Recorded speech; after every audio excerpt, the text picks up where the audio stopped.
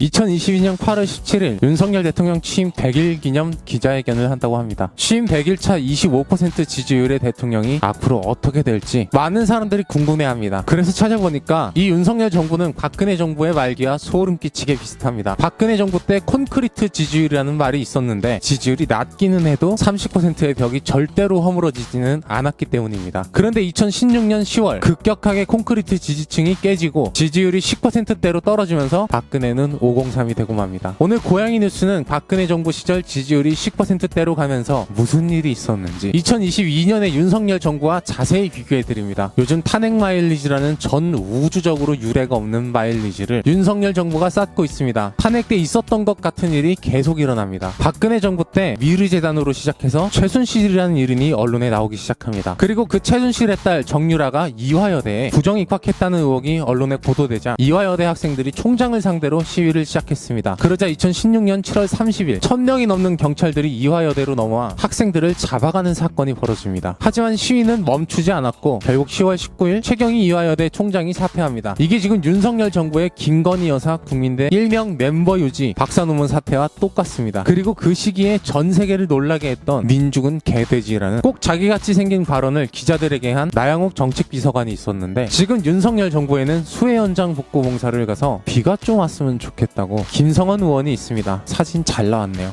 다시 박근혜 때 언론에서 미르재단, 최순실, 정유라, 차은택 같은 이름이 의혹이 구체화되기 시작합니다. 미르재단은 대통령실 수석비서관이 기업을 돌면서 돈을 뜯었다는 의혹이 있었고 최순실은 귀선실세가 아니냐 하는 의혹이 들면서 영부인 담당인 청와대 제2부속실을 최순실이 자기 마음대로 운영하면서 자기랑 친하다는 이유로 이영성 행정관을 운전기사로 쓰고 윤 전 추헬스 트레이너를 상급 행정관으로 꼽았습니다. 이게 무슨 전통으로 계승될 일은 아닌데 최근 구구 유튜버 안정권의 누나 안수경이 대통령 홍보수석실에 들어갔던 것이 다 김건희 고모인 김혜성 목사의 인맥이었고 스페인 나토 정상회담을 가는데 김건희의 지인이 2명이나 대통령기를 타고 갔던 것이 아주 똑같습니다. 그리고 차은택이라는 사람은 CF 감독인데 도대체 무슨 관계인지 알 수는 없지만 최순실 박근혜와 아주 가깝고 일주일에 2번씩 꼭 밤에만 청와대로 들어갔다고 합니다. 이 차은택이 실질적인 문체부 장관 노릇을 했었고 대기업 광고를 모두 싹쓸이 했었다고 합니다. 나중에 구속될 때의 모습이 너무 충격적이어서 사람들이 저거 대역이라고 의심했었는데 알고 보니 구치소에는 가발을 들고 들어가지 못해서 원래 대머리였던 것이 밝혀졌습니다. 이게 누구랑 비슷한지는 저는 잘 모르겠습니다. 아마 여러분들이 댓글로 쓰시겠지만 저는 모릅니다. 원래 거꾸로 해도 똑바로 해도 우병우 민정수석도 핵심 인물이었는데 지금은 민정수석 더하기 검찰총장이 실세 장관이어서 어쨌든 저는 모릅니다. 그리고 박근혜 때 역사교과서 국정화라는 것도 추진했었는데 이것도 지금 경질당한 박순애 장관 초등학교 5세 입학하고 비슷하게 망했습니다. 이렇게 엄청난 의혹과 사건이 2016년 9월까지 언론에 계속 터져나왔고 운명의 국정감사가 9월 26일부터 10월 15일까지 20일간 있었습니다. 이때 무슨 예능이 있었는지 드라마가 있었는지 기억하는 사람은 없습니다. 다들 생방송으로 중계되는 국정감사를 봤습니다. 그리고 운명의 10월 박근혜 정부의 30% 콘크리트 지지율이 무너지고 10월 2주차 26% 지지율을 찍습니다. 부정평가는 59% 그리고 지금하고 똑같은 형상이 벌어집니다. 10월 3주차도 25% 지지율로 한 주 더 유지하게 됩니다. 그리고 드라마 같은 사건이 벌어집니다. 2016년 10월 24일 오전 박근혜가 지지율 반등을 노리고 대통령제를 4년 중인제로 개헌하자는 개헌 이슈를 시정연설로 들고 나옵니다. 그리고 그날 저녁 JTBC 뉴스에서 전설의 태블릿 PC 보도를 합니다. 박근혜의 마지막 개헌 카드는 이 태블릿 보도로 완전히 묻혀버리고 최악의 실수를 하고 맙니다. 태블릿 PC 보도 다음날 10월 25일 박근혜는 1차 대국민 사과를 합니다. 최순실 의혹이 모두 사실임을 시인하고 사과합니다. 지지율 25%에서 사과를 하자 오히려 지지율은 17%로 폭락하고 맙니다. 그런데 윤석열도 지금 25% 지지율에서 폭우 피해 대국민 사과를 한 거예요. 대통령실이 깜짝 놀라서 그거 사과 아니라고 해설을 속보로 덧붙이는 이상한 일을 했던 건 박근혜 때 일을 생각하면 비로소 이해가 됩니다. 2016년 11월 1일 최순실이 긴급 체포되면서 프라다 신발이 벗겨지는 상징적인 사건이 일어나면서 박근혜의 지지율은 5%로 김건희 여사가 좋아하시는 숫자가 되었습니다. 지금 윤석열 정부는 박근혜 정부가 몰락할 당시의 모든 문제점을 다 가지고도 추가로 헌법까지 어겨가며 검찰국 신설, 검찰 비정상화까지 추진합니다. 신림동 일가족 참사의 현장에서 홍보사진을 찍어간 대통령은 그 빈소를 찾아갈 용기조차 없는 저열한 빌런입니다. 고양이 뉴스 원재은이었습니다. 안녕!